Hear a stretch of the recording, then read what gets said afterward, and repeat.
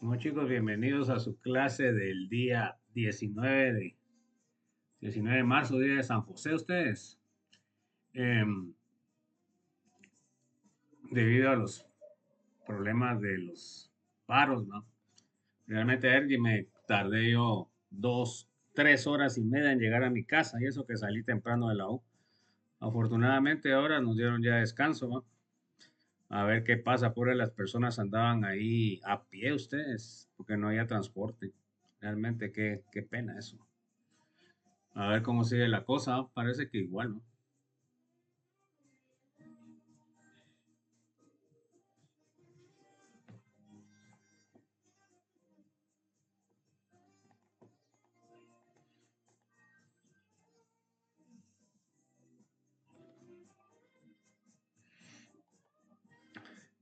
Bueno, el examen corto lo vamos a dejar para el próximo lunes, jóvenes, porque yo ya lo tengo impreso.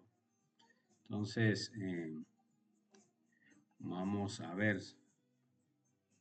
Llegaron 10 jóvenes. ¿Y ustedes cómo les fue con ayer con llegar a su casa? A ver, ¿me oyen jóvenes o no? Sí, a mí me costó un poco venir a mi casa, por eso ¿O sí cuántos, estaba cuánto se bloqueado. tardó? ¿Cuánto se tardó? A mí me tardé como mis 2 horitas y eso que iba en moto. A la puchiga, sí está duro, ¿no? Una de mis sobrinas se tardó 8 horas en llegar a su casa. Ustedes, es que qué barbaridad. Pero bueno. Bueno, entonces, a ver quién falta.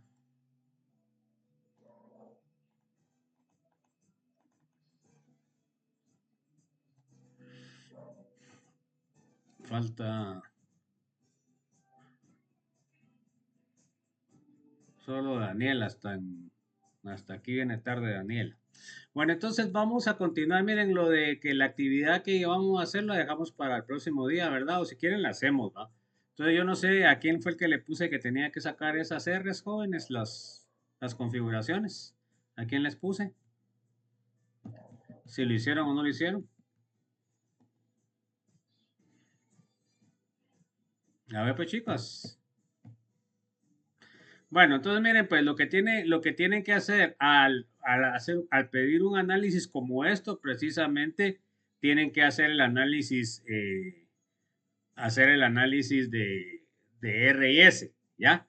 Y luego acuérdense ustedes que todo lo que no, lo que van a tener ustedes cuando tengan las configuraciones contrarias de los centros quirales va a tener el enantiómero.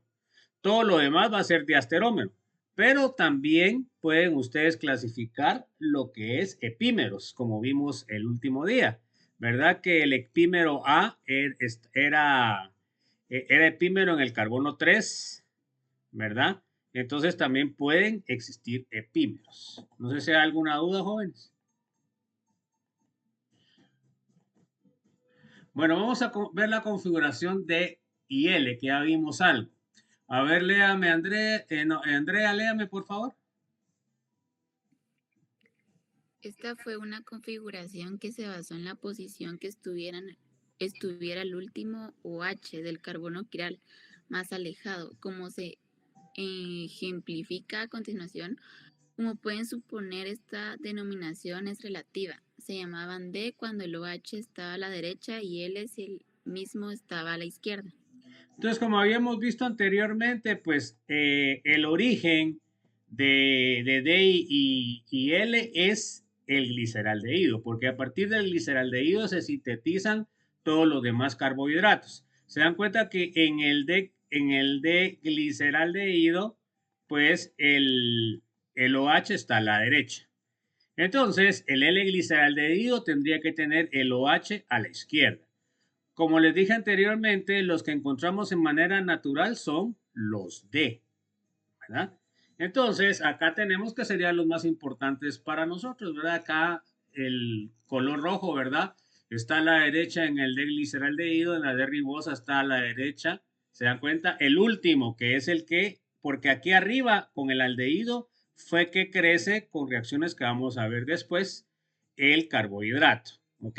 Entonces se dan cuenta en todos los D, el OH que está más alejado del carbono quiral, más alejado del carbonilo o de la acetona, está en lado D.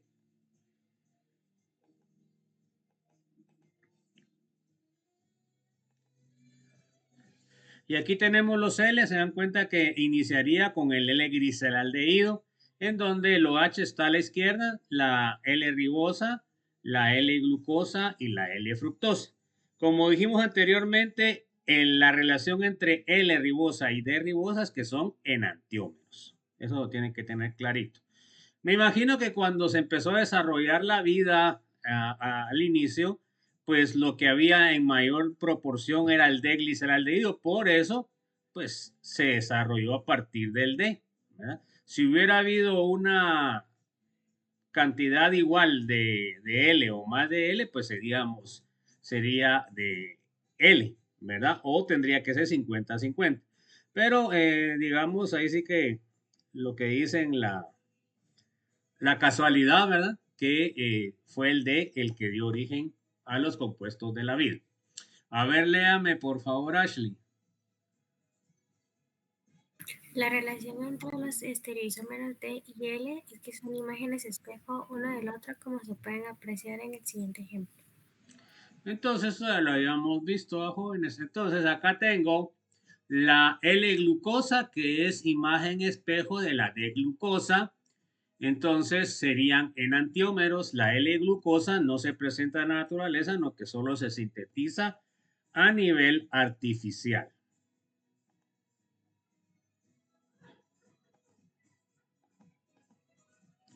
Tenemos mezclas racémicas. Entonces, ya también habíamos visto algo de esto. A ver, léame, por favor, Dulce. Una mezcla de dos compuestos que tienen 50% R y 50% S, y si se tiene la misma concentración, lo que causa que la tenga rotación óptica cero. Entonces, a pesar de que tiene carbonos quirales, ¿verdad? Y que tiene, ¿cómo se llama? Una actividad óptica determinada, como es la concentración 50 y 50, ustedes se acuerdan de que acá los R pueden ser negativos y los S serían negativos, o sea que a nivel del polarímetro se anularían porque los valores son iguales pero con diferentes signos, entonces aparentemente les sale cero, pero no es que no tengan actividad óptica. Entonces acá tenemos, y esto fue, vamos a ver un poquito adelante, cómo se explicó algunos mecanismos de reacción. Entonces acá tenemos la S más 2-butanol que tiene más 13.5 y el R menos 2-butanol que tiene menos 13.5. Entonces al sumarlos pues nos queda 0. Y por eso la actividad óptica queda 0, a pesar de que los carbonos son quirales. A ver, léame, por favor, Jeremiah.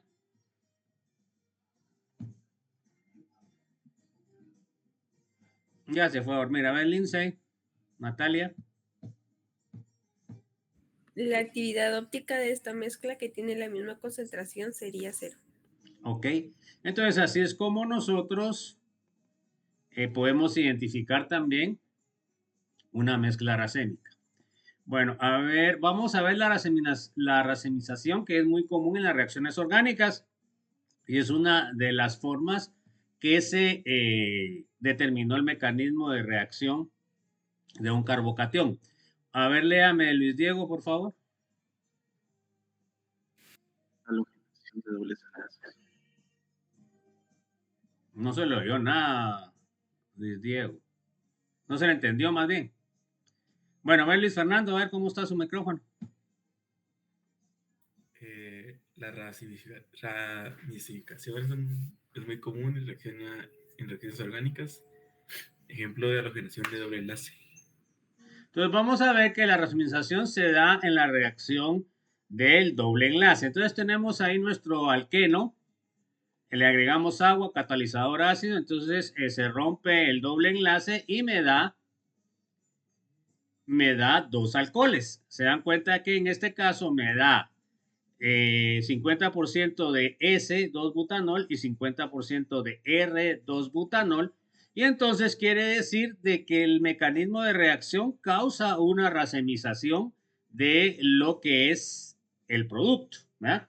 Entonces así fue como se determinó que en realidad un carbocatión tiene una hibridación sp2, en donde el orbital P es el que tiene la carga positiva. Entonces ustedes saben que el orbital P tiene 2 lóbulos, ¿verdad? Tiene un lóbulo arriba y un lóbulo abajo. Entonces, ¿qué es lo que pasa? Con esto comprobamos que en realidad así es. ¿Por qué? Porque el 50% va a reaccionar con el lóbulo de arriba rojo y el 50% va a reaccionar con el lóbulo azul de abajo. ¿Y eso qué va a causar? Pues eso va a causar de que el producto sea bueno, por supuesto este carbocatión es quiral. Va a causar que la configuración sea mitad S y mitad R, o invertida si quieren decirlo, porque no sé cuál es S o cuál es R en algunas reacciones. Entonces en este caso me sale 50% S y 50% R. Entonces con esto de lo que es este proceso, ¿verdad? Pudimos nosotros determinar el mecanismo de reacción y cómo es que es un carbocatión. ¿Se dan cuenta ustedes? Por eso es muy útil todo lo de estereoquímica, porque podemos hacer reacciones en las cuales podemos comprobar mecanismos. Bueno, ¿qué aprendimos en la presentación? A ver, Luisa Fernanda. ¿Qué son las configuraciones absolutas R y S? Ok. A ver, María José. ¿Qué son las proyecciones de Fisher? Ok. A ver, Mónica. ¿Cómo generar la proyección de Fisher? Ok. A ver, Verónica Fernanda. ¿Cuáles son los movimientos permitidos en las estructuras de Fisher? Ok. ¿Qué fue lo que hicimos para determinar lo que es la configuración absoluta? A ver, Andrea. ¿Cómo se determina la configuración R y S en las estructuras de Fisher? Ok. A ver, Ashley. ¿Qué es configuración de I y L en compuestos orgánicos? A ver, Dulce. ¿Qué es una mezcla racémica y en dónde se presenta? Ok. Bueno, entonces eso sería lo que sería la presentación 2 de glucósidos. Y entonces no sé si hay alguna duda, alguna inquietud, jóvenes. ¿Estamos claros? Bueno, falta Crista y falta Daniel. No han venido. ¿Se acuerdan de firmar, jóvenes?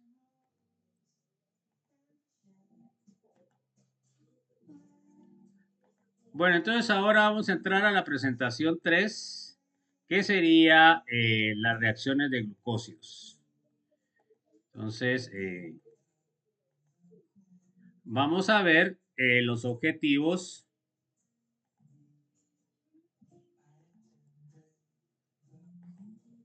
A ver, léame, Elisa. Conocer los productos de reacción entre monosacáridos y diferentes reactivos. Ok. Siguiente, por favor. A ver, Yermay. Conocer los enlaces glicosídicos. A ver, Lindsay. Conocer las diferentes características de los disacáridos más comunes. Ok, a ver, Luis Diego. Conocer las reacciones de oxidación de los carbohidratos. Hoy se lo vio bien, desde. A ver, Luis Fernando. Conocer las reacciones de reducción de carbohidratos. Ok, a ver, Luisa, María. Pero Miriam, José María, María José, por favor, disculpe. Conocer la formación de osazona. ¿Ok? Entonces eso es lo que vamos a ver en esta presentación. Entonces vamos a ver las reacciones de los monosacáridos. Entonces la primera reacción que vamos a ver, que ya la mencionamos un poco, es la de anomería o mutarrotación, ¿verdad? Entonces, a ver, léame por favor, Mónica. Cuando un monosacárido de cadena abierta se cicla a forma piranosa, aldosa y furanosa cetosa, se genera una quiralidad en el carbono que estaba como carbonilo. Ok, entonces, ¿se acuerdan ustedes que cuando se unen y se forman los ciclos, ya sea de 6 para la aldosa o de 5 para la cetosa, entonces se va a producir dos estereoisómeros? A ver, léame, Verónica, Fernanda. Los dos estereoisómeros producidos se llaman anómeros y el átomo de carbono hemiacetal o hemiacetal se denomina centro anomérico. O sea que sería el carbono 1, que es el que se cicla. Entonces aquí podemos recordar lo que ya vimos, jóvenes. Entonces miren, pues, ¿qué es lo que está pasando? Tenemos nuestra cadena abierta. De ahí se cicla cuando está en solución acuosa. Entonces se dan cuenta que el OH del carbono 5 va a formar un hemiacetal con el carbono del carbonilo. Y cuando forma el carbono es donde se forma lo que habíamos visto, ¿verdad? De carbono alfa y carbono beta. Entonces, el carbono, el OH, cuando queda en posición axial, se llama alfa. Lo que habíamos visto, se dan cuenta que ahí tenemos la representación de Howard. Y luego tenemos en la otra que el OH queda en posición para arriba, que en sí sería beta. Entonces, esos son, digamos, el carbono 1 sería el carbono anomérico y los dos estereoisómeros serían alfa y beta. No sé si hay alguna duda.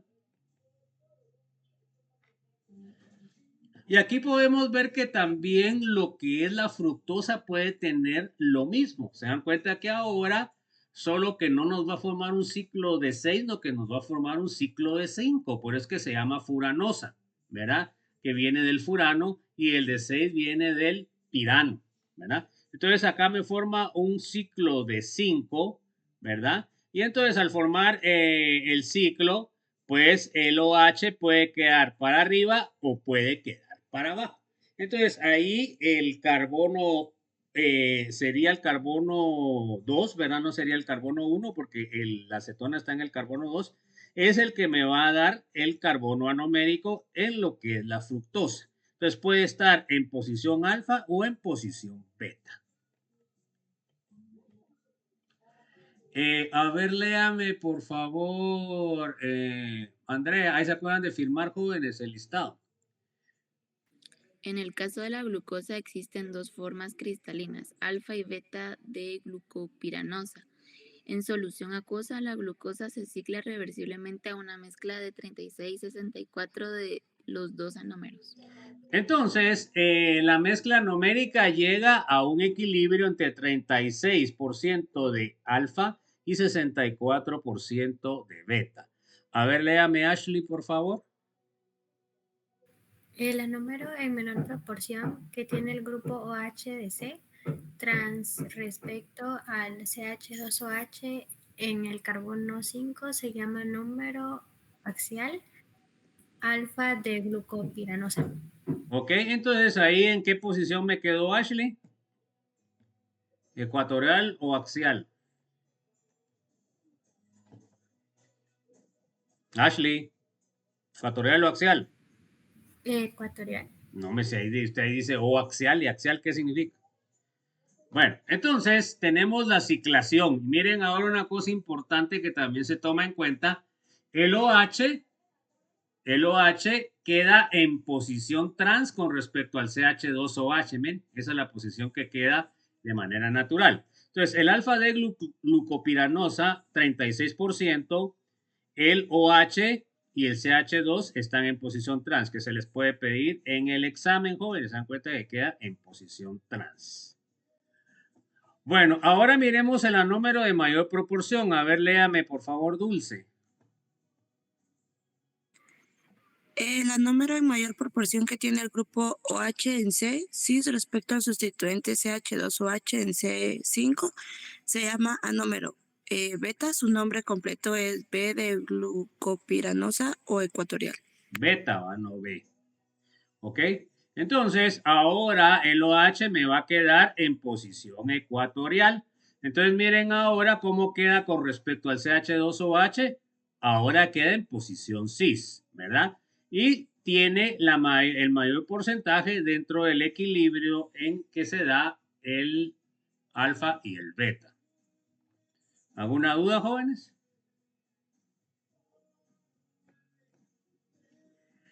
Bueno, entonces vamos, por favor, Elisa.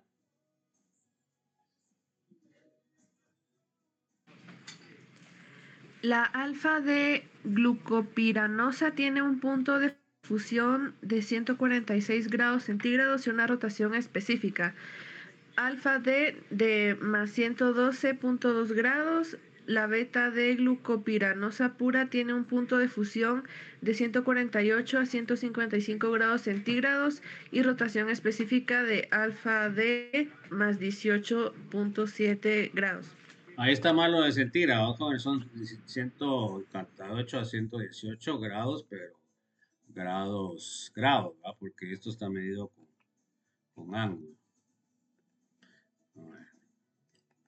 Entonces, se dan cuenta que tiene características completamente diferentes los dos diasterómeros, esterizómeros. Entonces, se pueden separar fácilmente por métodos físicos. Y lo que es la rotación, pues es completamente diferente. Uno es más 112.2, que es la alfa, y la beta es 18.5 más. Entonces, ojo con eso.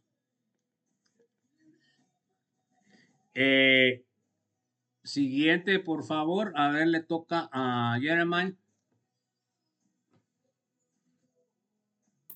Sin embargo, cuando una muestra de alguno de los anómeros puros se disuelve en agua, su rotación específica cambia de espacio y llega a un valor constante de más 52.6 grados. Que sería el promedio entre las dos actividades ópticas. A ver, léame, por favor, Lindsay. Natalia. La rotación específica de la solución del anómero alfa disminuye de 112.2 a 52.6, en tanto que la rotación específica de las soluciones del anómero beta se incrementa de 18.7 a 52.6. Este cambio en la rotación óptica se llama mutarotación y se debe a la lenta conversión de los anómeros puros en una mezcla 3664 en equilibrio. Entonces se dan cuenta que en realidad lo que midan ustedes en el polarímetro es una mezcla de lo que son las dos actividades ópticas que son diferentes, ¿verdad? Entonces la que se mide ya ya al final es 52.6. Entonces nosotros vamos a tener en la mutarotación que va a haber un cambio en la posición de axial a ecuatorial. Se dan cuenta que cuando el OH ataca a lo que es el carbonilo, es donde se da lo que es la diferencia de posición del OH. Nosotros sabemos que en un ciclo de 6, la posición más estable es la ecuatorial. Por eso es de que el equilibrio se ve desplazado hacia la formación beta y no hacia la formación alfa. Otra cosa particular es que si ustedes se recuerdan también lo que ya vimos, que realmente nosotros como humanos solo podemos procesar cuando el enlace es alfa, o sea que es axial. En cambio, lo que tienen las plantas más es en posición ecuatorial, que es la celulosa, que es uno de los productos más comunes en lo que son las plantas. Bueno, vamos a ver la formación e hidrólisis de miacetales y cetales. A ver, léame, Luis Diego. Como mencionamos anteriormente, los aldehídos y cetonas tienen una adición nucleofílica reversible, muy rápida con los alcoholes para formar hemicetales o hemicetales, y si reacciona con otra molécula de alcohol, llegaría a acetales o cetales catalizada en medio ácido. Ok.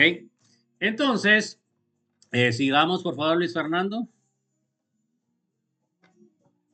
Si los grupos carbonilo y hidroxilo están en la misma molécula, se puede llevar a cabo una adición nucleofílica intramolecular que da como origen un hemiacetal cíclico. Los hemiacetales cíclicos de 5 o 6 miembros son muy estables, por lo que hay muchos carbohidratos en equilibrio en formación de cadena abierta y cadena cíclica. Se nombra como piranosa a los de 5 a 6 miembros y furanosa a los ciclos de 5 miembros. Ok, no es de ciclo a 6, no, que son los ciclos de 6, por favor. Bueno, entonces, vamos a ver que el nombre viene de los ciclos, piranosa y furanosa. Bueno, vamos a ver un hemiacetal.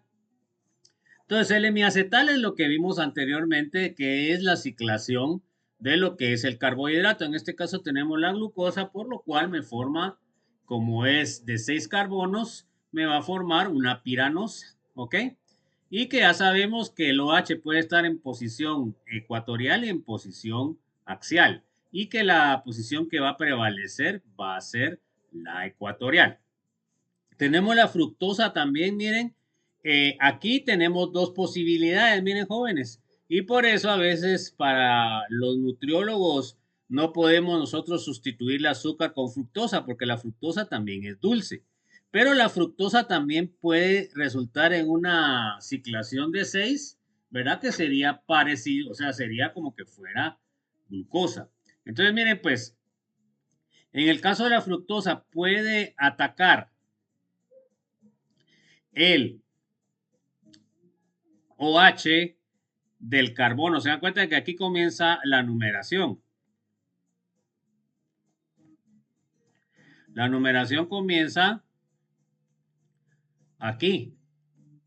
1, 2, 3, 4, 5 y 6.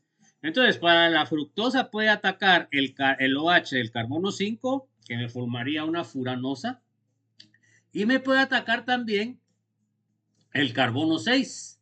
¿Se dan cuenta? Y el carbono 6 entraría también a formar otro ciclo, pero ese ciclo ya sería un ciclo de 6, o sea, una piranosa. Entonces, podemos obtener dos tipos de producto en lo que es la fructosa. Entonces tenemos la fructosa, que sería una cetosa, y si se cicla en el carbono 5 con el carbonilo, se dan cuenta que se va a formar, como es cetona, se va a formar un hemicetal, ¿ok? Este hemiacetal lo podemos representar con una forma de Haworth y tenemos el siguiente, ¿verdad? Entonces podemos tener acá el OH, se dan cuenta para arriba, o podemos tener que da la rotación que podemos tener el OH para abajo. Entonces, acá podemos ver que también lo que es la cetosa puede formar un ciclo. Acuérdense que los ciclos más estables en la naturaleza es primero el de 6 y segundo el de 5, debido a las interacciones que puede tener dentro del ciclo los sustituyentes. Entonces, eso pasaría con lo que es la fructosa. Bueno, vamos a ver los acetales. Entonces, los acetales y cetales, en caso de los acetales sería que viene de un aldehído, y en el caso de los cetales que viene de una acetona, o sea que viene de una cetosa.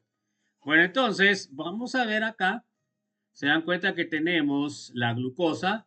Primero, como el OH es un mal grupo saliente, lo tenemos que protonar, se dan cuenta que se protona, ya el oxígeno tiene carga positiva.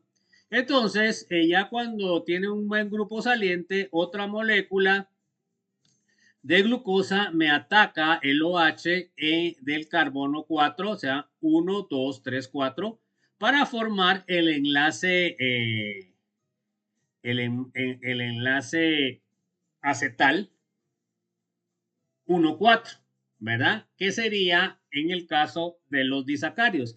Entonces, el OH del carbono 4 me ataca ahí. Bueno, ¿y por qué va a ser específicamente el carbono 4? Acuérdense ustedes que muchas veces las reacciones químicas tienen que ver con el producto sea más estable. Entonces resulta que el OH del carbono 4 es el que me va a dar una línea.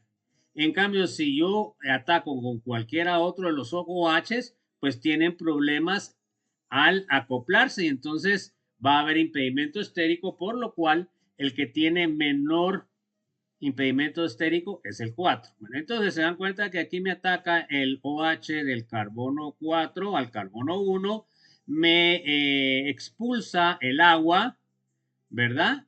Y luego se dan cuenta ustedes que el OH queda con carga positiva, entonces luego en la misma agua me extrae un hidrógeno, se vuelve a poner el medio ácido y tenemos ahora el enlace acetálico 1,4 que se llama 4O. ¿Por qué? Porque la glucosa principal sería la última, ¿verdad? Porque es a la que sustituyó la que está más alejada. Entonces se dan cuenta que por eso se pone 4O, que significa que ahí tiene un enlace acetálico. Entonces de ahí tiene alfa-beta glucopiranosil, que es el sustituyente, que es este que está acá, así se llama, alfa-beta glucopiranosil. Le tenemos que quitar la terminación osa y le tenemos que poner il. Entonces sería peranosil, que sería esta, la que está sustituyendo a esta. Entonces acá sería alfa-beta glucopiranosa. Entonces ahí estaría el nombre de lo que sería, en este caso, sería la maltosa, ¿verdad? Que así se llama como nombre común.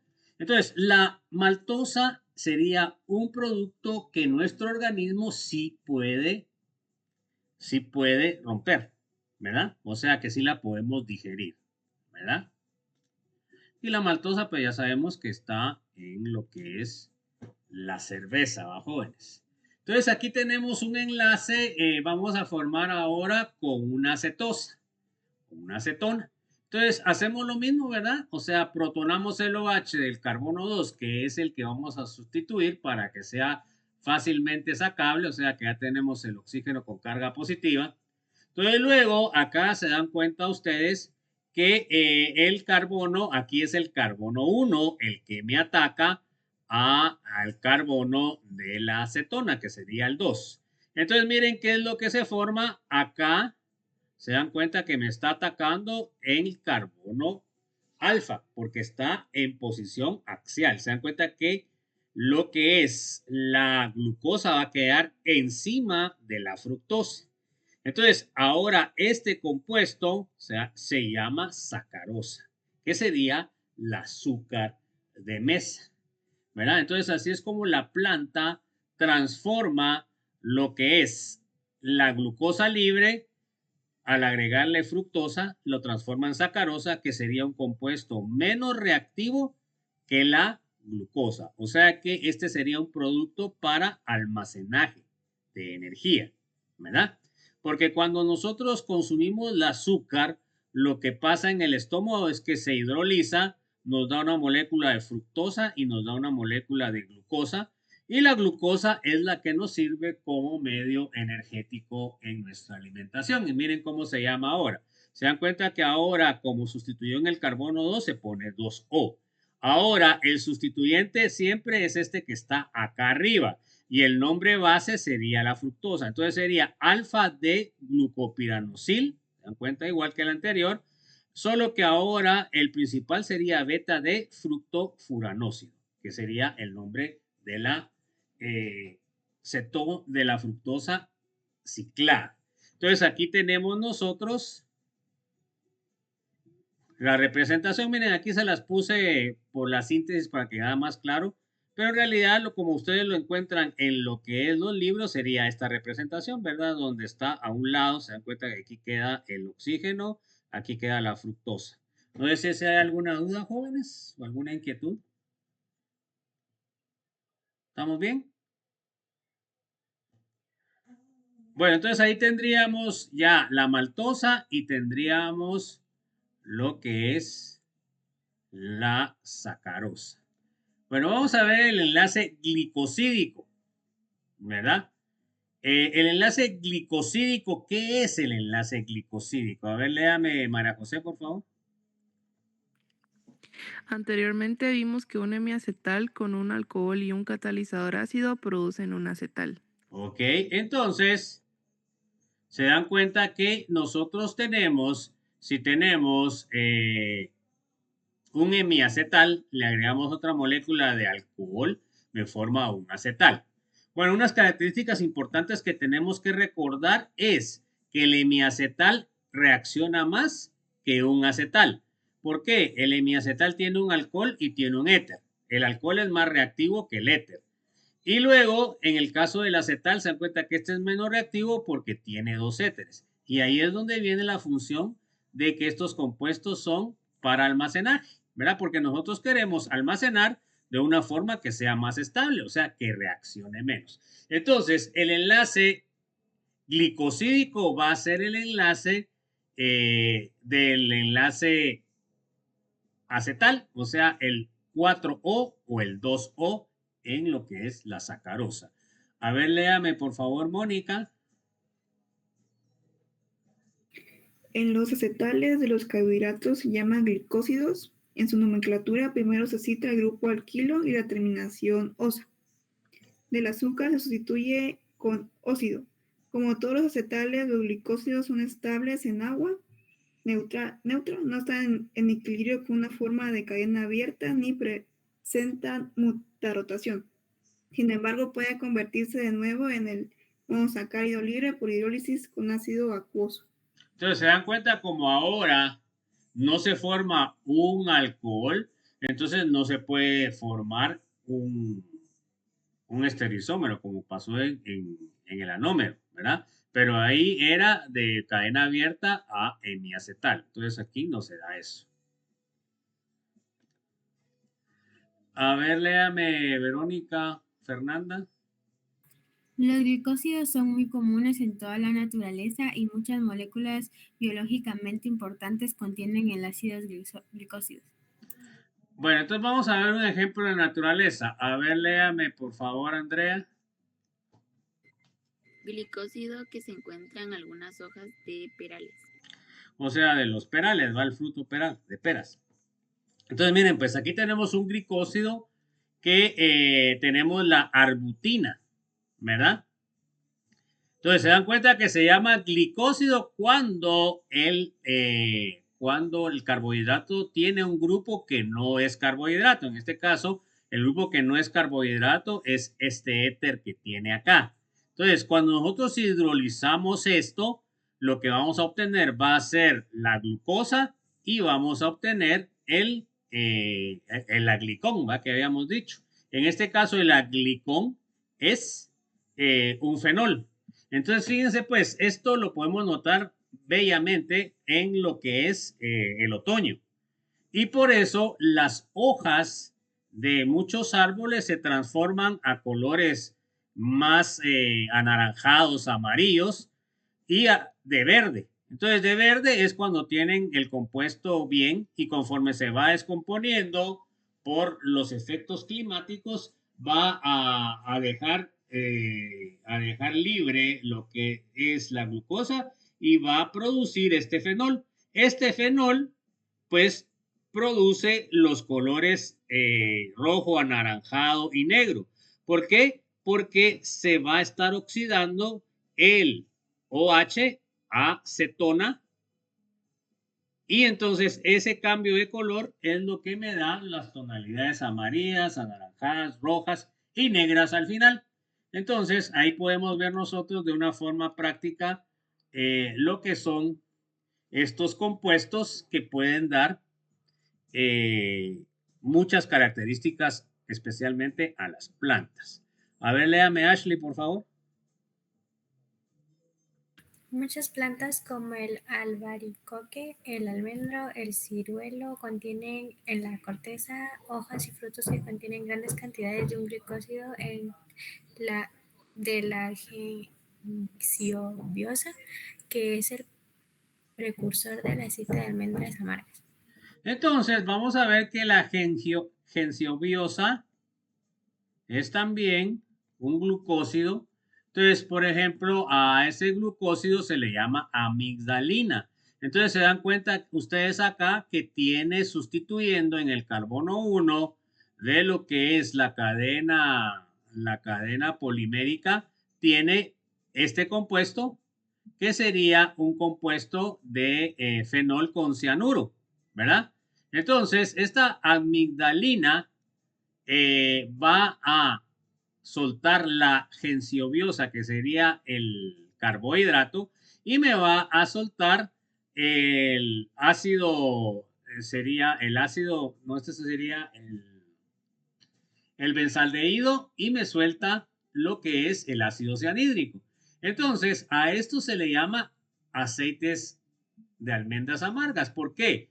Porque el benzaldehído le da olor a lo que nosotros le damos o lo relacionamos con las almendras, ¿verdad? Porque esta amigdalina está presente en la mayoría de lo que son los frutos secos. Entonces, cuando se descompone este glucósido en gengsiobiosa, benzaldehído y ácido cianhídrico, pues esta mezcla que decimos aceite de almendras es venenosa por el ácido cianhídrico, ¿ya? El ácido cianhídrico es venenoso para nosotros. Entonces, por eso es que muchas veces también recomiendan que no se coman muchas frutas secas, porque pueden ustedes obtener ya en la digestión en su estómago ácido cianhídrico y les puede causar problemas. Bueno, entonces, fíjense que esta es una forma en la cual los frutos de almendra se protegen con depredadores, ¿verdad? Porque así no va a ser del gusto de los depredadores este ácido cianhídrico.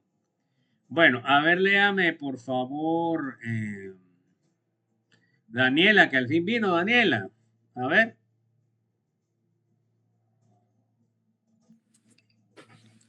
La glucólisis abunda en la naturaleza y muchas moléculas importantes contienen enlaces glicosídicos, por ejemplo, la digitoxina, el componente activo. No sé si me escuchan o no. Es que sí, no. Sí, escucho. Ahora, activo de las preparaciones de digitales utilizadas para el tratamiento de enfermedades cardíacas, un glucósido que consiste de alcohol esteroidal unido a un trisacárido. Entonces, nosotros tenemos acá la digitoxina, que es un glicósido. Se dan cuenta que aquí tenemos el trisacárido, que sería el carbohidrato, y tenemos un esteroide, que sería el compuesto diferente a un carbohidrato, y por eso se llama glicósido, sería un aglicón. En este caso, el aglicón es un derivado de lo que es un esteroide. Y entonces, ahí podemos nosotros encontrar un medicamento para ciertas enfermedades. Bueno, vamos a ver lo que es disacárido. Los disacáridos, vamos a ver maltosa y celobiosa. Bueno, a ver, léame Dulce, por favor. La maltosa y celobiosa son azúcares reductores, sufren de mutuas rotaciones, pues poseen una de sus miembros hidroxilo, alfa o beta. La celibosa no puede ser digerida por los humanos y no puede ser fermentada por levaduras. La maltosa, sin embargo, se digiere sin dificultad y se fermenta rápidamente. La celibiosa es fermentada por la enzima emulsina de almendras amargas para uniones beta-glucosídicas y la maltosa por la enzima maltasa para uniones alfa-glucosídicas. Bueno, entonces se dan cuenta que la celobiosa, como dijimos que es un enlace beta entre dos glucosas, no la podemos nosotros romper. Entonces nos causa muchos problemas a nivel digestivo. Entonces, para romper la celobiosa tenemos que utilizar la enzima que se llama emulsina, que es una mezcla de amendas amadas y que es específica de beta-glucosídicas.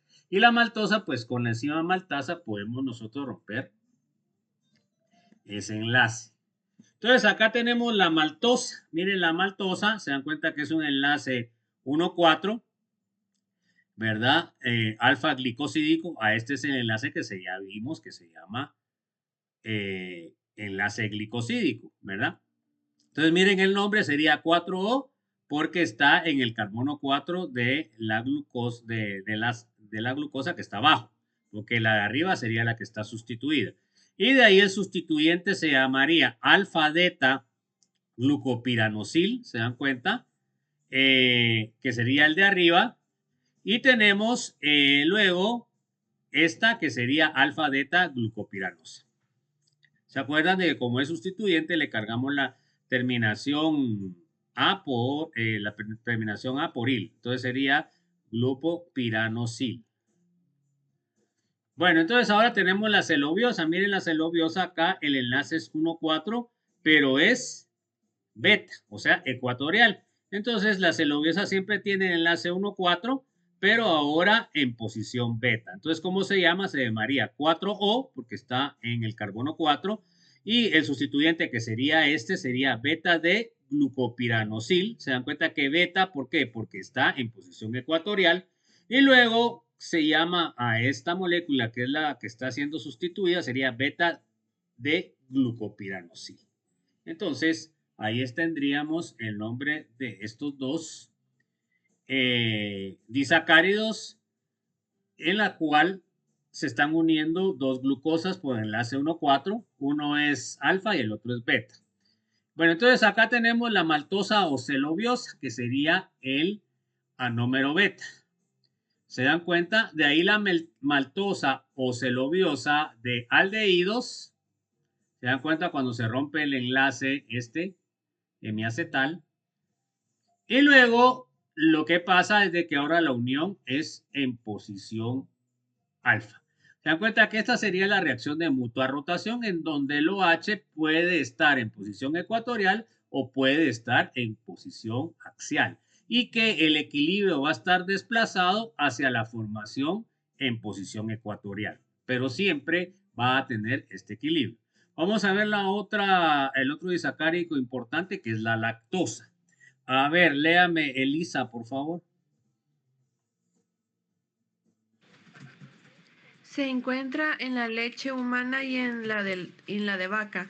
Es un azúcar reductor, presenta mutarrotación debido a que la molécula de glucopiranósido tiene un OH beta, está unida por un enlace glicosídico beta entre el carbono 1 de la galactosa y el carbono 4 de la glucosa. Por hidrólisis, ácido produce D-galactosa y D-glucosa.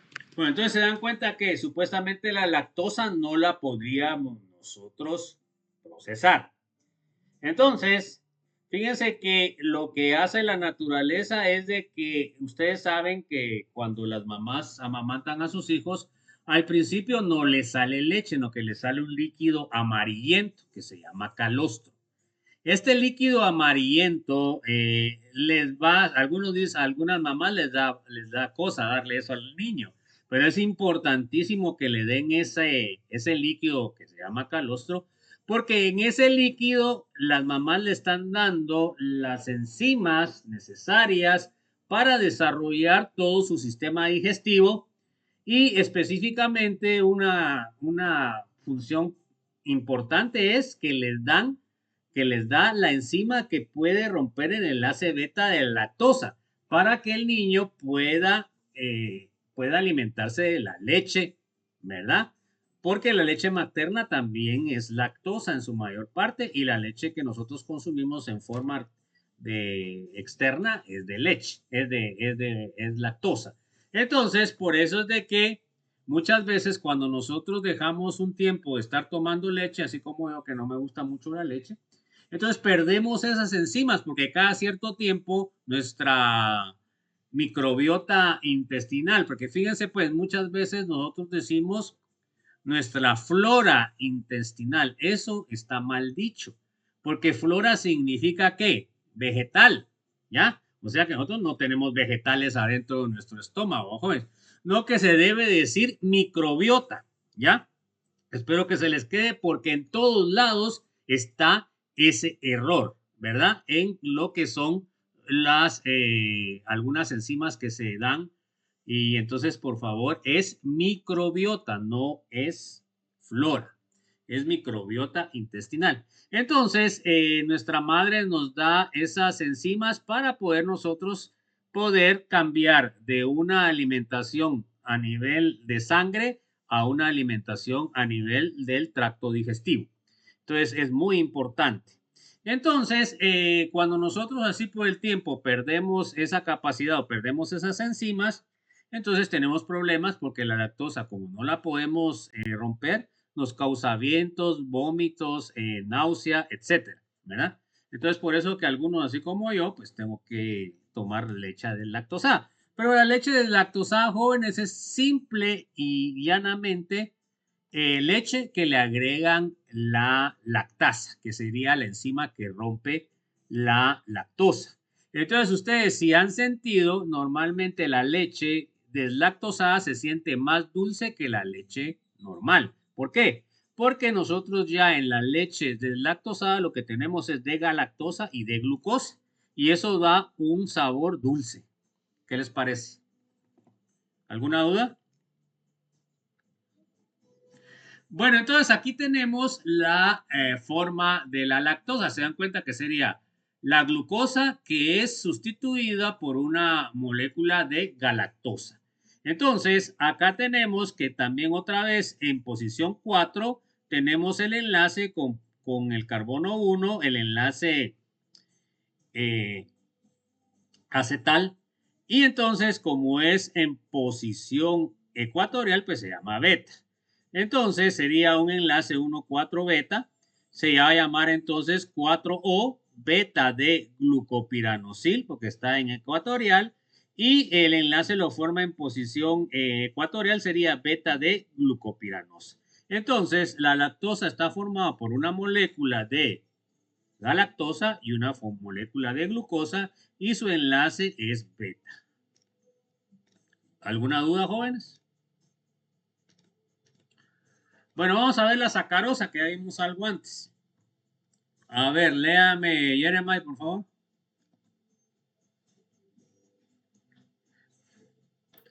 Azúcar de mesa, los compuestos químicos puros más abundantes en el mundo y es uno de los más conocidos por quienes no son químicos.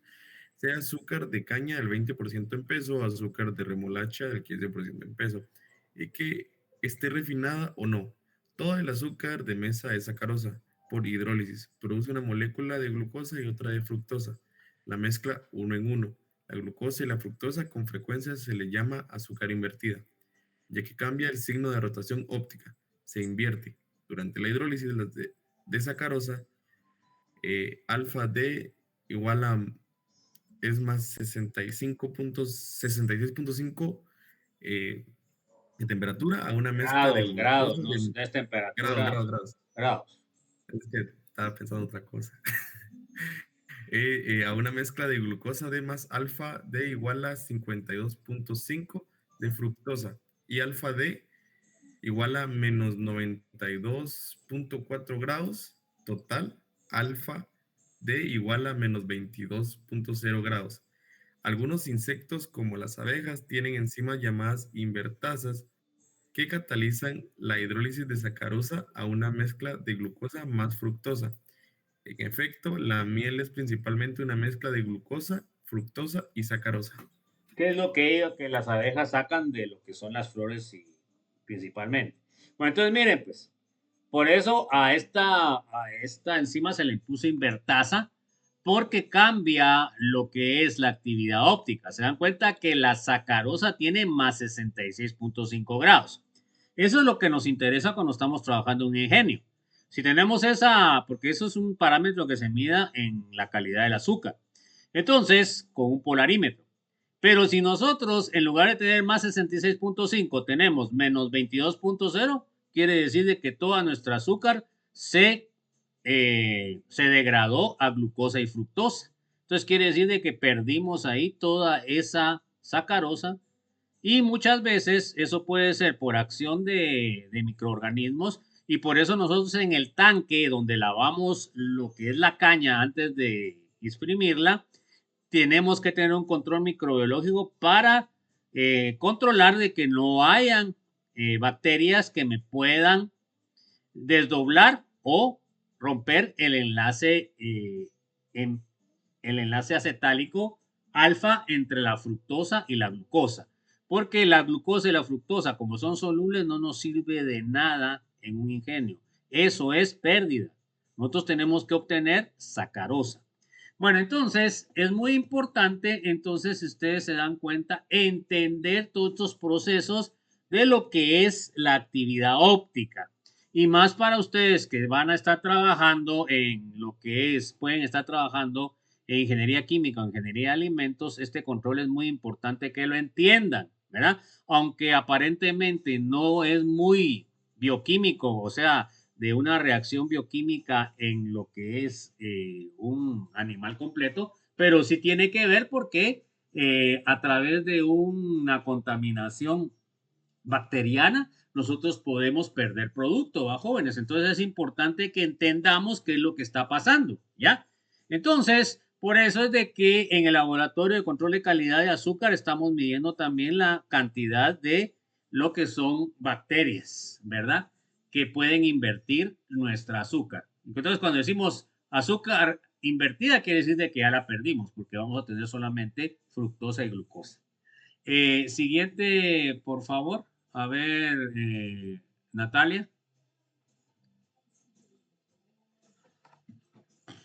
Es un azúcar reductor y no presenta mucha rotación debido a su estructura. O sea que la fructosa es una cetosa, por lo cual cuando se une no tiene OH. Entonces no puede tener mucha rotación. Entonces quiere decir de que en este caso no se puede reducir porque no es un aldehído. Entonces, una de las pruebas que realizamos también en el ingenio es la prueba de azúcares reductores. Si nosotros tenemos una gran cantidad de azúcares reductores, quiere decir de que nuestra sacarosa se desdobló, o sea que perdimos azúcar. Entonces, aquí podemos ver en este dibujo, podemos ver que no tiene, la fructosa no tiene OHs o no tiene aldehído que pueda sufrir la reducción. Entonces, por eso a la sacarosa se clasifica como un azúcar no reductora. Entonces, esto es un análisis que vamos a ver posteriormente, muy importante dentro del control de calidad del azúcar. Entonces, acá tenemos algunas reacciones, ¿verdad? Tenemos la monometilación, o sea que en este caso se dan cuenta que a través de utilizar metanol en medio ácido podemos sustituir un OH y formar un éter. Miren, una cosa importante también que es parte de la orgánica es, ustedes saben de que un alcohol es muchísimo más reactivo que un éter. Entonces aquí lo que estamos haciendo con la glucosa es bajarle la reactividad y especialmente en el carbono 1 que puede abrirse, si nosotros lo volvemos un éster, pues la reactividad va a bajar un montón. Se dan cuenta que aquí, como yo estoy trabajando con la glucosa, el etóxido me puede quedar en posición alfa o me puede quedar en posición beta, por lo que vimos de los anómeros. Bueno, ahora aquí, si nosotros hacemos una polimetilación, o sea que se dan cuenta que sustituimos todos los metilos de lo que es la molécula de glucosa, usamos el sulfato de metilo en hidróxido y miren, todos los OHs se cambiaron a metóxidos. Entonces, por supuesto, esta molécula de glucosa que tiene sustituido todos sus hidrógenos prácticamente no reacciona como cuando tiene sus OHs. Entonces, esto sería una forma de proteger a la glucosa cíclica y que no reaccione con otras sustancias, ¿verdad? Entonces eso se puede utilizar para proteger a la glucosa. No sé si hay alguna duda, jóvenes. Bueno, sigamos pues. A ver, léame por favor, Luis Diego. La síntesis en el laboratorio de los glicósidos puede ser difícil debido a los numerosos grupos OH en la molécula de azúcar. Un método que es particularmente adecuado para la preparación de glicósidos de glucosa involucra el tratamiento de pentacetato de glucosa con ácido bromhídrico, seguido por la adición de alcohol apropiado en la presencia de óxido de plata, llamada reacción de Koenigs-Connor. La secuencia involucra la formación de un bromuro de piranosilo, seguida por la sustitución nucleofílica. Por ejemplo, la metil-arbutina, un glicósido de las peras, ha sido preparada por la reacción de bromuro de tetraacetil de glucopiranosilo con parametofenol. Entonces, se dan cuenta que lo que acabamos de hablar anteriormente lo podemos sintetizar. Entonces, miren, pues, lo primero que tengo, sustituyo, se dan cuenta de que ahí estoy formando un acetato, ¿verdad? Se dan cuenta en posición 1, estoy sustituyendo el acetato. Bueno, entonces después agrego ácido bromhídrico, entonces hay una sustitución nucleofílica y me va a quedar el bromuro. ¿Va? Luego de esto, ¿qué es lo que hago? Entonces luego agrego fenol con plata y luego, segundo paso, hidróxido de sodio y agua y me queda la arbutina. Miren, aquí me queda el aglicón que teníamos anteriormente de los perales, que es lo que daba el color a las hojas en el otoño. Se dan cuenta que es una síntesis bastante sencilla. Entonces, miren, pues, ¿qué fue lo que hice acá? Se dan cuenta que al principio tengo el pentaacetil beta de glucopiranoso. Se dan cuenta que sustituí todos los OHs por el acetato.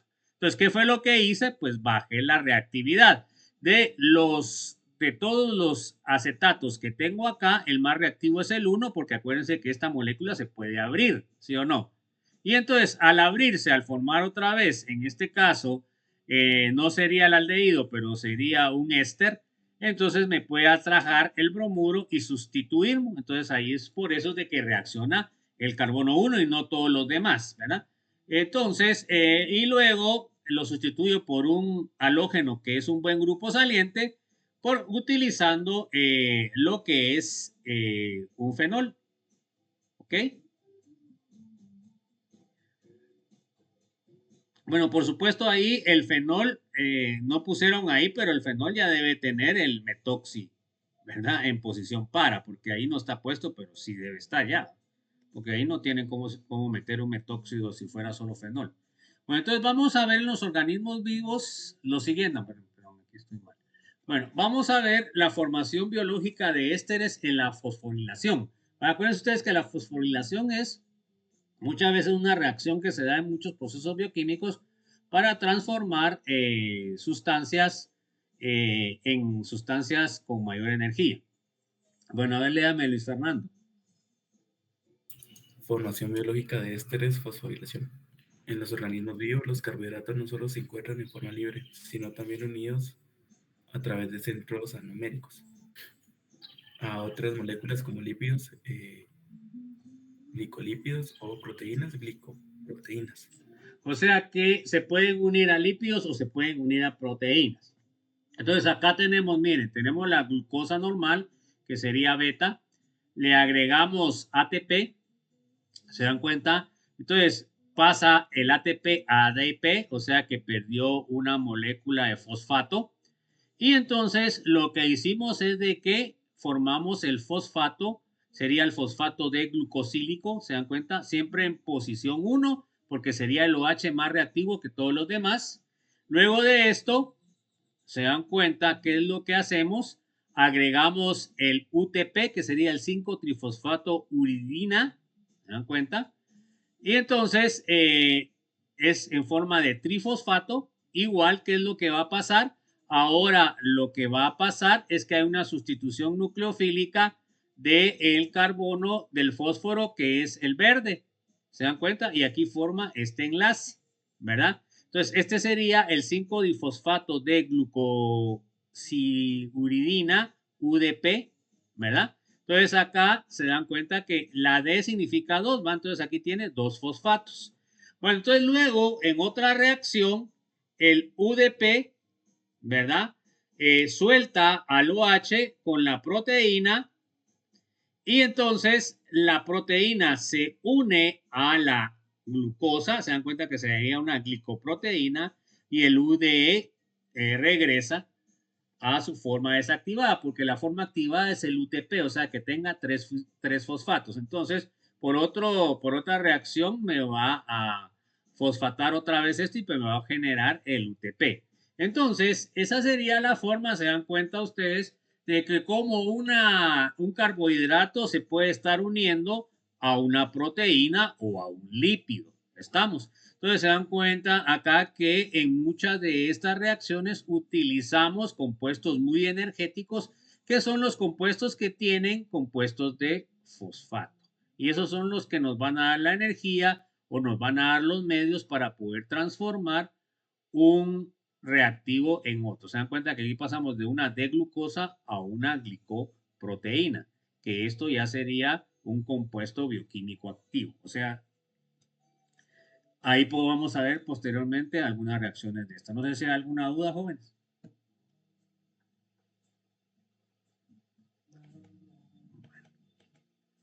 Vamos a ver ya las reacciones de carbohidratos, vamos a ver las oxidaciones.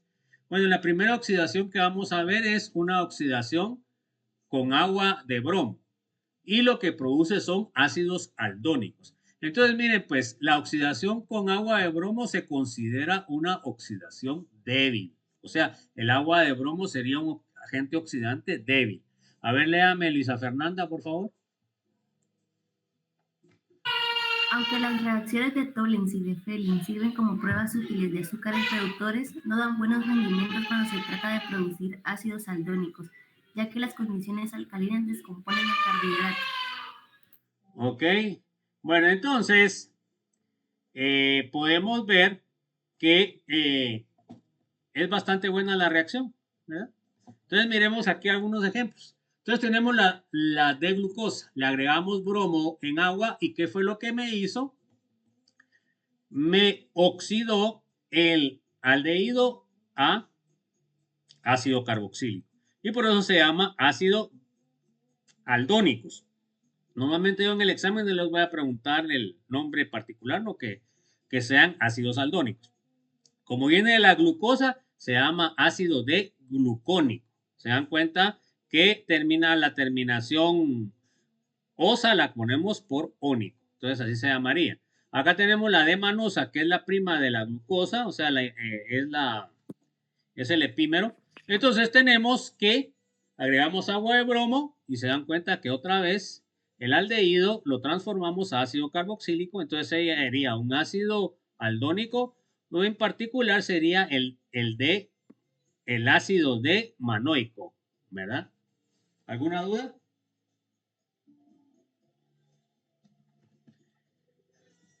Bueno, sigamos pues. Aquí se me olvidó poner esto. Léame la primera parte, por favor, María José. Aquí arriba. La reacción es específica para las aldosas. El BR2 acuoso no oxida acetosas. Bueno, acuérdense que como en el caso de la acetosa no hay aldehído, pues el bromo no puede oxidar a una acetona, ¿verdad? Entonces, las cetosas no reaccionarían con el bromo. Vamos a ver ahora la oxidación con ácido nítrico diluido en caliente y lo que nos va a dar son ácidos aldáricos. Entonces, el ácido nítrico diluido en caliente se considera un ácido fuerte, un oxidante fuerte. Bueno, a ver, léame, Verónica, por favor.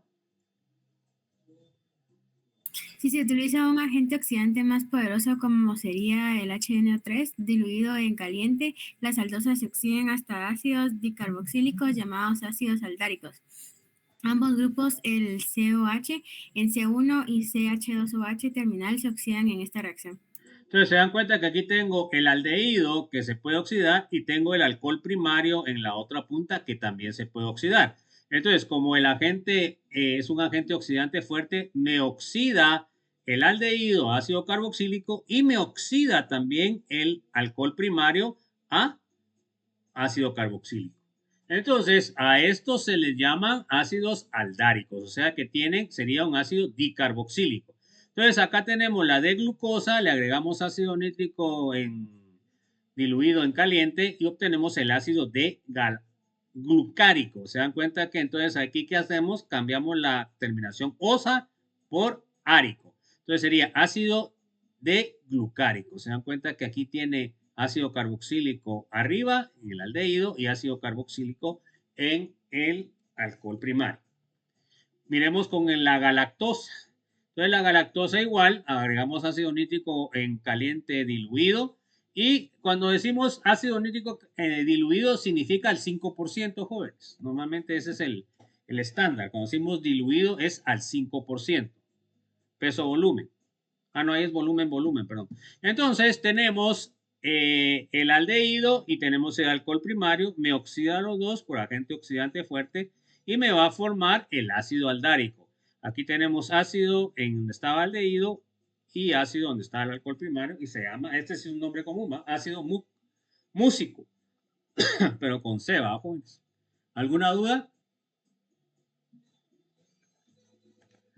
Bueno.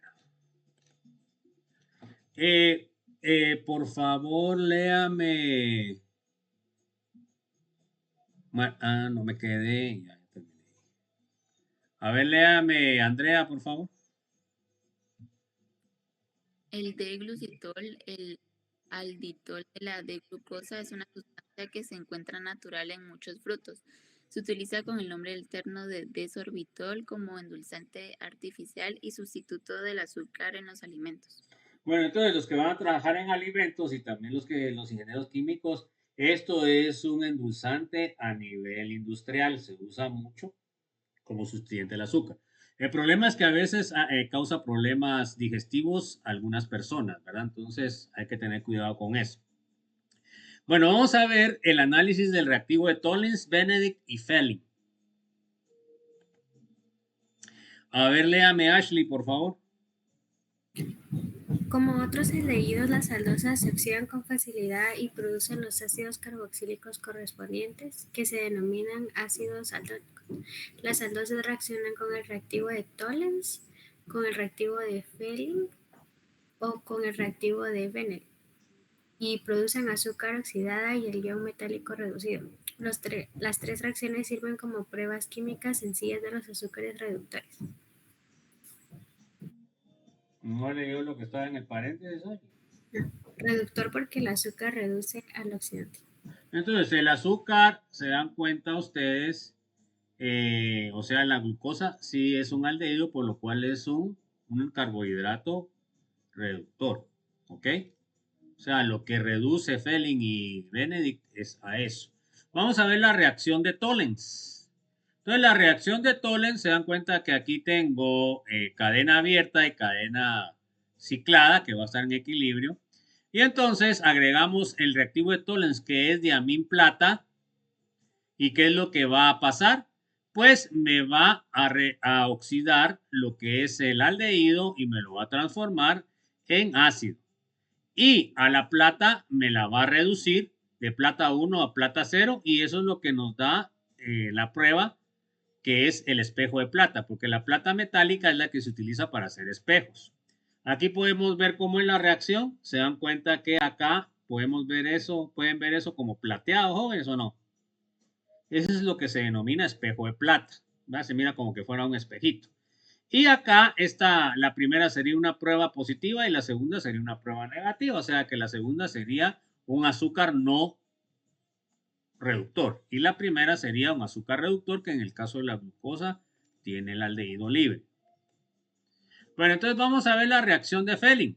La reacción de Fehling lo que hace es que me echa iones de cobre más 2 en un complejo de cuprotartárico, que eso es lo que utiliza el Fehling. Y lo que va a hacer es otra vez oxidarme el aldehído a ácido carboxílico y me da un precipitado rojo de óxido de cobre. Eso es lo que a mí me dice que la prueba es positiva si me sale ese color café ladrillo. Entonces, nosotros echamos el reactivo de Fehling al azúcar, que es de color azul el Fehling, y luego lo ponemos a calentar. Y cuando es positiva, se me va a formar el precipitado café, y si no es positiva, me va a quedar siempre azul. Entonces podemos ver acá lo mismo. Se dan cuenta que el Fehling es de color azul, y cuando es positiva la prueba, me sale un precipitado color café ladrillo, ¿verdad? Que eso sería la formación del óxido de cobre, y eso significaría que el azúcar es reductor. Si me sale azul, quiere decir que el azúcar es no reductor. Entonces, a ver, Daniela, ¿qué esperaría usted con la sacarosa? ¿Que fuera positiva o que fuera negativa? ¿Que fuera positiva? No, es negativa porque la fructosa no tiene aldehídos, entonces no me va a dar. O sea, la azúcar me va a salir negativa, y si fuera glucosa, sí me saldría positiva. Bueno, vamos a ver el reactivo de Bennett. La reacción de Bennett y la reacción de Fehling son prácticamente iguales, solo que usan otro tipo de complejo. Entonces, siempre utilizamos el cobre más 2, y el complejo se llama cuprocítrico porque utilizamos el ácido cítrico. En cambio, con el Fehling utilizamos el ácido tartárico. Entonces, el tubo va a ser igual, va a quedar el color azul, ¿verdad? Y lo que va, perdón, me va a quedar el color azul, y luego para cuando me da positivo se va a oxidar y me va a dar el óxido de cobre, que es de color rojo, cuando el azúcar es reductor. Entonces, esas son dos pruebas que se hacen en la industria de azúcar para ver la presencia de azúcar reductora.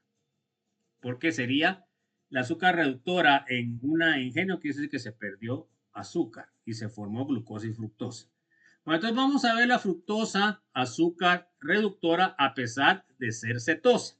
Entonces miren, pues a veces la fructosa me puede dar un falso positivo porque puede haber una transformación interna de la misma. Entonces miren, pues aquí tenemos la glucosa. De ahí se dan cuenta de que hay una reacción cetoenólica. Se dan cuenta que aquí tengo el aldehído y aquí tengo el alqueno, ¿verdad? Ese es el equilibrio tautomérico. Entonces, luego de que tengo yo esto, fíjense, pues puedo tener dos reacciones. En el caso de la de arriba, se dan cuenta que se formó una fructosa. Y en el caso de abajo, se me formó la D-manosa porque el OH me entró en la posición contraria. Entonces, este equilibrio, ¿verdad? Porque se dan cuenta que todo está en equilibrio. Entonces, la misma fructosa se puede pasar al enodiol, y luego el enodiol se puede pasar a glucosa o se puede pasar a manosa. Y entonces, estas dos sí serían azúcares reductoras. En cambio, la fructosa sería un azúcar no reductor. Entonces, hay que tener cuidado muchas veces de que pueden dar estas reacciones cruzadas dentro de los carbohidratos. A ver, léame por favor, Dulce. La reducción ocurre debido a que la fructosa se isomeriza fácilmente a una aldosa en una disolución básica por una serie de desplazamientos tautoméricos cetoenólicos. Ok, o sea que por una reacción cetoenol se puede transformar la fructosa a glucosa y o manosa. Bueno, vamos a ver la reducción de monosacáridos. Vamos en el proceso contrario. Vimos oxidación, ahora vamos a ver reducción. A ver, léame, Elisa, por favor. Al tratar un monosacárido con NaBH4 se reduce a un polialcohol que recibe el nombre de alditol. La reducción tiene lugar en la forma de cadena abierta presente en equilibrio del hemiacetal del aldehído cetona. Aunque en cualquier momento solo hay una cantidad pequeña de la forma de cadena abierta, por el equilibrio químico, según desaparezca el abierto, se abrirá más cíclica. Ok, acuérdense ustedes que el sistema abierto al sistema ciclado está en equilibrio. Y por supuesto, si ustedes están consumiendo la forma abierta, otra molécula que está ciclada se tiene que transformar en abierta, ¿va, jóvenes? Eso es lo bonito del equilibrio. Entonces, miren, acá tenemos el alfa de glucopiranosa. Se dan cuenta que está en posición ecuatorial. Bueno, esto va a estar en equilibrio con la forma abierta de la de glucosa. Bueno, por supuesto, el equilibrio va a estar más desplazado hacia la formación del ciclo porque el ciclo es más estable que la forma abierta. Pero siempre va a haber una pequeña proporción de lo que es el ciclo abierto. Entonces nosotros agregamos un agente reductor débil que sería el borohidruro de sodio. Entonces miren qué es lo que pasa. Reducimos al aldehído alcohol. Entonces miren qué es el sorbitol. Realmente es una forma muy parecida al azúcar, solo que no tiene lo que es el aldehído, ¿se dan cuenta? El sorbitol se usa mucho, ¿saben en qué? En chicles. En chicles trae mucho esto, ¿verdad? Entonces hay que tener cuidado con eso del consumo de chicles.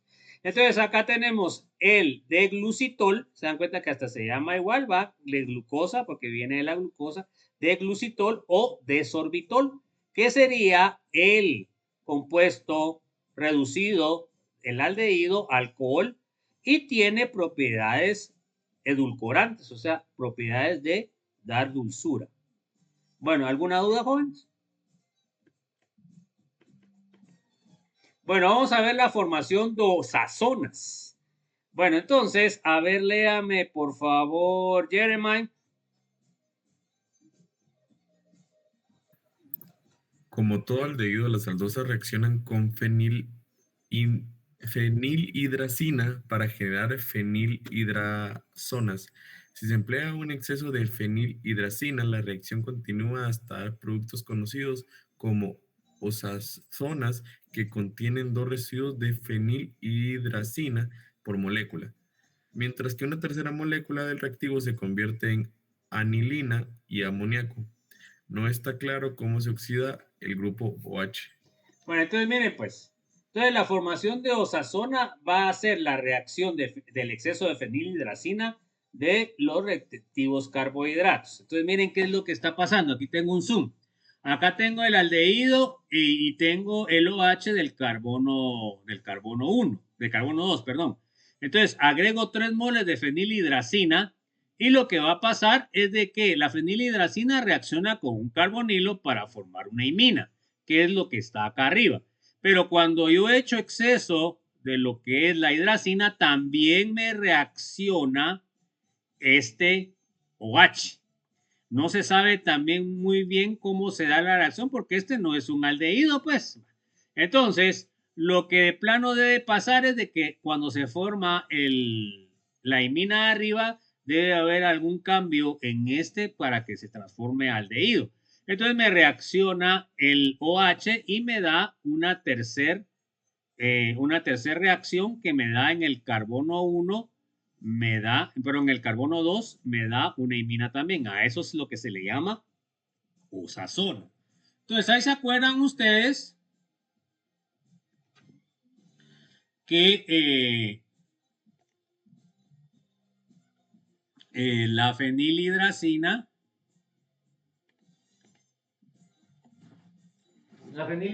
la forma es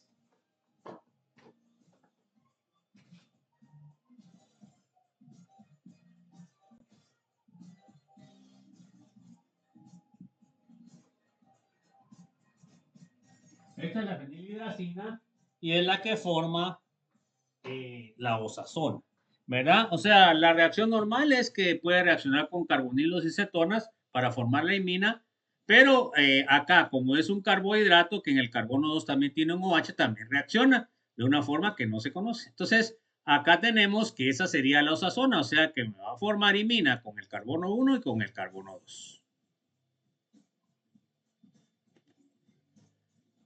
Entonces, vamos a ver que también se da otra reacción que se llama ozona, que es la liberación de la fenilhidracina. Entonces, fíjense pues, ya obtuvimos la osazona, ¿verdad? Y luego, si nosotros agregamos formaldehído y protones en medio ácido, lo que pasa es de que se libera nitrógeno, ¿se dan cuenta?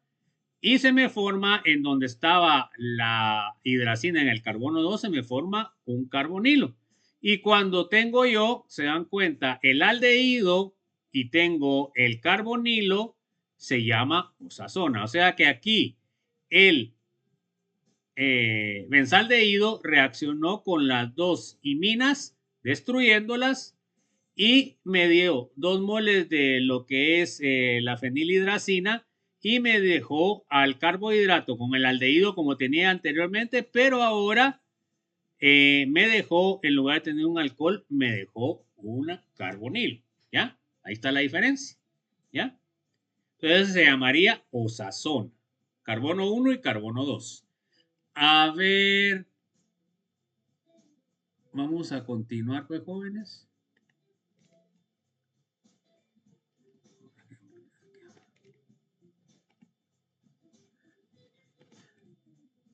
Bueno, a ver, léame. Natalia, por favor. Fischer descubrió que la formación de osazona no solo era útil para la identificación de carbohidratos, sino también para la determinación de sus configuraciones, lo que es mucho más importante. Así podemos hacer reaccionar epímeros con fenilhidracina y nos tendrá que generar la misma osazona debido a la reacción solamente modifica el carbono 1 y 2, todos los demás los deja iguales. Entonces se dan cuenta de que esto es una de las cosas valiosas que nos enseñó Fischer. Entonces miren pues, él pudo identificar con la reacción de osazonas los epímeros. Entonces, ¿cómo lo hizo? Se dan cuenta de que aquí tenemos un carbohidrato que el carbono, el OH está en la posición derecha y tenemos el carbohidrato que es igual, solo que tiene el OH en izquierda. Entonces, si nosotros le agregamos el exceso de hidracina, ¿qué va a pasar? Que nos va a dar la misma osazona, porque acá no va a importar de que sea izquierda o derecha, siempre me va a dar el mismo producto.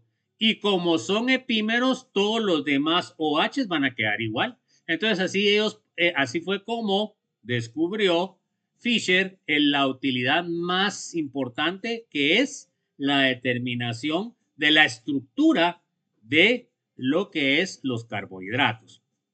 O sea, que cuando ustedes tienen 2 epímeros, si agregan el exceso de hidracina, ustedes van a obtener la misma osazona, ¿verdad? Entonces, eso fue lo fantástico que descubrió mi estimado Fischer. A ver, léame por favor, Luis Diego. Entonces, la más glucosa y el más manosa nos darían la misma osazona. Solo varía la posición del hidroxilo del carbono 2. Se dan cuenta que la glucosa y la manosa son epímeros en carbono 2. Al agregar lo que es la hidracina me va a dar la misma osazona, pues, o sea, las características que yo voy a medir en lo que es actividad óptica, lo que es solubilidad, lo que es punto de fusión va a ser la misma. Entonces, ¿qué quiere decir? Que estos dos compuestos son epímeros. ¿Qué les parece? Entonces, todos los epímeros que están dentro de los carbohidratos de 6 van a tener la misma reacción de la osazona. O van a tener la misma osazona. Bueno, ¿qué aprendimos en la presentación? Bueno, a ver, léame, Luis Fernando. Número 1, anomería y mutarrotación. Fue lo primero que vimos, o sea, el carbono 1, la posición del OH. Si es en posición alfa, si pues es posición axial es alfa y si es en posición ecuatorial es beta. A ver, léame, Luisa Fernanda. Formación e hidrólisis de hemiacetales y acetales. Pues ya tiene concierto ahora Luisa Fernanda. Bueno, a ver, léame por favor, María José. Enlace glicosídico. Ok. A ver, Mónica. Disacáridos. Ok, Verónica.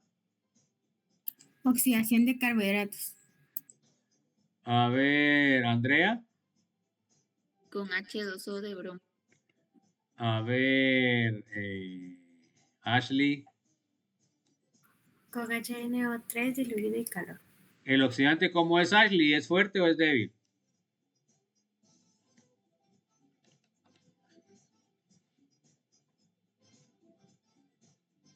Ashley. ¿Fuerte? Es fuerte. ¿Cómo se llaman? A ver, Andrea, con agua de bromo, ¿cómo se llaman los ácidos que se forman?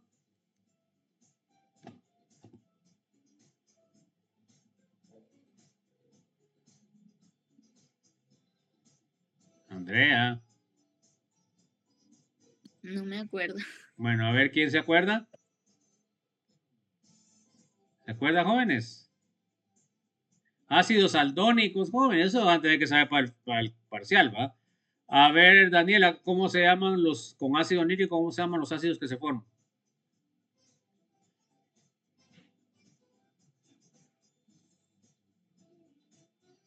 ¿Alguien que se acuerde? Ácidos aldáricos, jóvenes. Ustedes sigan de memoria, están bastante mal. Bueno, tenemos con reactivo de Tollens que va a formar el ácido. Vimos con reactivo de Benedict y Felling. Vimos la reducción de carbohidratos con borururo de sodio. Vimos formación de osazonas y eso fue lo que vimos. Bueno, chicos, entonces ahí nos quedamos la otra semana. Ahí se acuerdan que la otra semana vamos a tener 2 exámenes cortos, ¿va, jóvenes? Así que ahí se preparan. No sé si tengan alguna duda, alguna inquietud, chicos. ¿Estamos bien? Todo claro, Lick. Bueno, entonces que tengan un feliz fin de semana y nos vemos el próximo lunes. Espero que ya estemos en presencial, ¿va, jóvenes? Entonces, un fuerte abrazo. Hay que descansen y nos vemos.